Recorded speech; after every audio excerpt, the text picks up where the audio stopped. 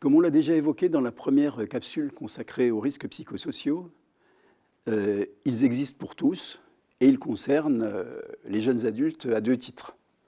En tant que risque inhérent à un milieu professionnel, ils les concernent comme ils concernent n'importe quel travailleur, et du fait, d'une part, de leur jeunesse et du double statut d'étudiant et de professionnel.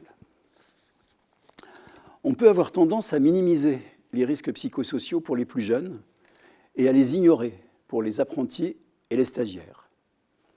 Eux-mêmes peuvent être enclins à les ignorer et à ne pas en tenir compte. Les RPS ne sont pas connus des jeunes. Ils ne sont pas pensés, ils ne sont pas conceptualisés comme risques. Et pourtant, des troubles qui relèvent des troubles psychosociaux peuvent être ressentis et subis, mais souvent minimisés, déniés, considérés comme normaux, propres à la situation de novice, de débutant. Ce serait comme une période de mise à l'épreuve qui passerait un peu plus tard.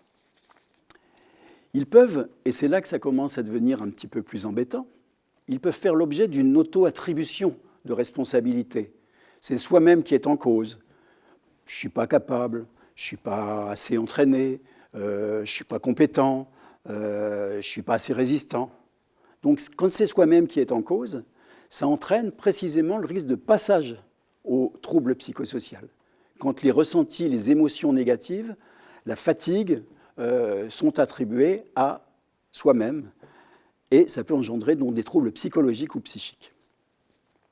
Il faut être très attentif et déconstruire les discours qui minimisent, du genre « c'est le métier qui rentre » ou « il suffit d'être courageux » ou « de faire effort »,« tu es fatigué, c'est normal, ça va passer ». C'est pourquoi aussi une formation au RPS doit être intégrée à une formation au risque. D'une part, pour montrer l'équivalence de leur gravité, les risques physiques et les risques psychosociaux. D'autre part, pour nommer, pour expliquer, pour mettre à jour une forme particulière de risque et de trouble pour la santé qui est souvent, comme on l'a dit, minimisée ou ignorée. Il faut également qu'ils puissent reconnaître les signes précurseurs de troubles qui pourraient s'aggraver. Et évidemment, des indices qui font qu'une situation de travail peut être susceptible de créer pour eux, en tous les cas, des troubles psychosociaux qui pourraient un jour être plus graves. Il faut pouvoir apprendre donc les conditions, les comportements, les modes d'organisation qui engendrent des risques psychosociaux et qui ne sont pas normaux ni acceptables. Parce qu'il est difficile de distinguer ce qui est normal dans une situation de travail, de ce point de vue, et ce qui est anormal et dangereux. Lorsque les conditions de travail sont mauvaises, il faut répéter qu'il est logique qu'elles entraînent des effets négatifs. Il est logique d'éprouver, de ressentir, d'être affecté, d'être stressé, d'être angoissé. Ce sont des réactions normales. Ce sont même des réactions normales pour se sauvegarder. C'est la situation qui ne l'est pas. Il s'agit donc aussi de répéter qu'il est nécessaire d'en parler pour donner, d'une part, le fait qu'on a le droit et les moyens d'en parler, pour affirmer aussi qu'il y a des lieux, des personnes, des acteurs qui sont là pour offrir une écoute et qui peuvent donner aussi un cadre juridique qui protège ceux qui sont victimes des troubles psychosociaux.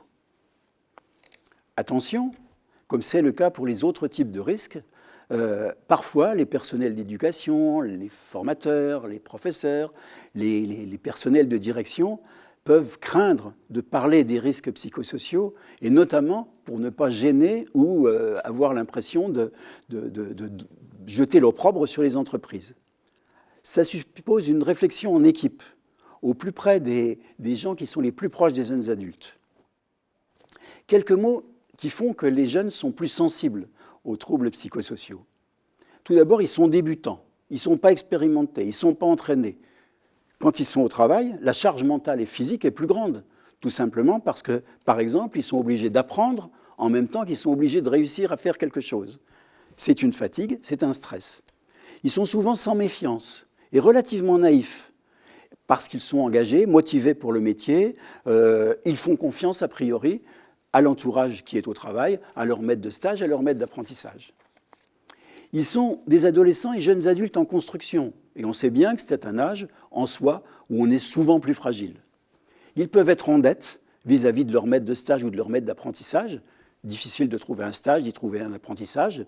Et ils sont souvent en dette vis-à-vis de la personne qui leur a permis de se trouver en stage. Ce qui fait qu'ils ont de la peine à parler ou à dire quelque chose à propos des conditions qui seraient mauvaises pour eux.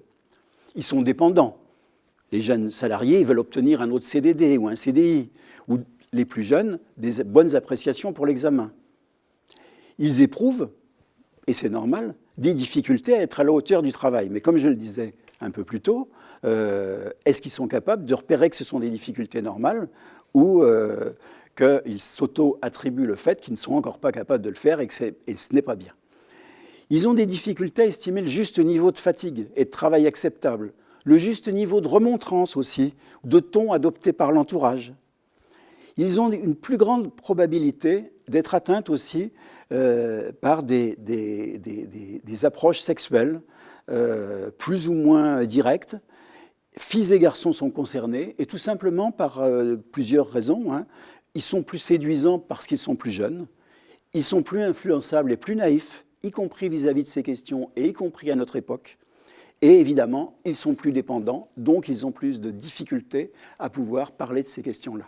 Voici quelques éléments qui concernent les questions que nous avons abordées à propos des risques psychosociaux.